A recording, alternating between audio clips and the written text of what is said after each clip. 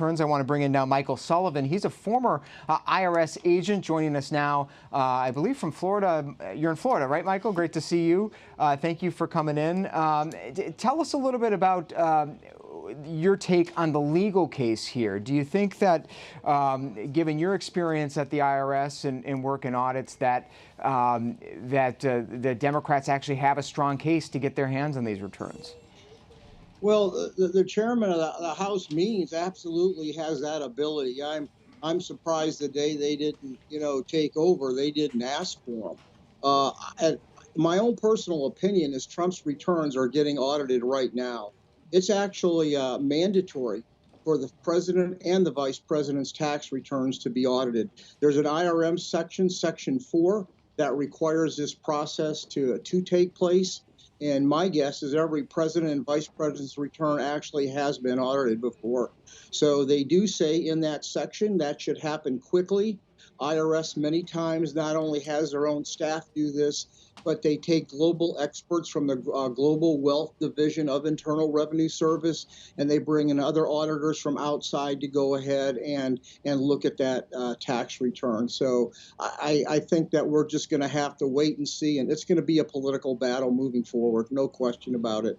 It sure is. And Michael, given your experience in performing audits, help us understand what goes into one. The president says that his returns over the past 6 years have all been audited well before he took office. In fact, they're still under audit, according to him. Is it unusual that an audit would go on that long?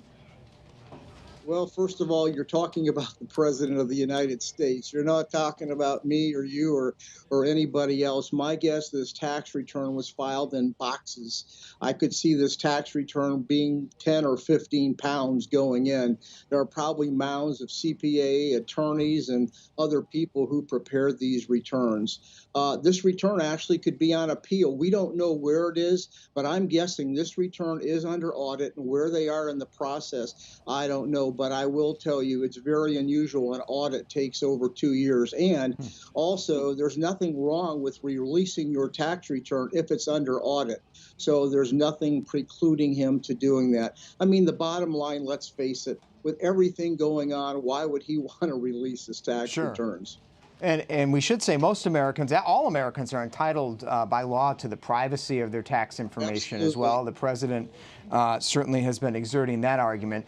And a last question for you, Michael, just as a matter of mechanics, if in fact a court down the line or the committee gets the green light and the IRS has to turn over these returns, how hard is it to give a transcript, to obtain a transcript of someone's tax returns? Is this something that they would have handy and would just take a matter of days or hours, or is it more difficult to, say, go back into the archives and fish something like this out? IRS keeps the last 6 years, and I'm sure on political figures and presidents, many of those, I bet you Nixon's returns are still on record. You can imagine someone as high profile as Trump, they're going to keep those tax returns. And I think at the end of the day, he's going to have to give those tax returns over. There is a code section, I think it's 6301 NF, that allows the House Ways Means chairman to get that. So I think we're going to see that unfolding along with all the issues you guys are bringing up. All right, Michael Sullivan, a former IRS agent and now a tax consultant. Thank you so much, Michael, for joining us today in the briefing room.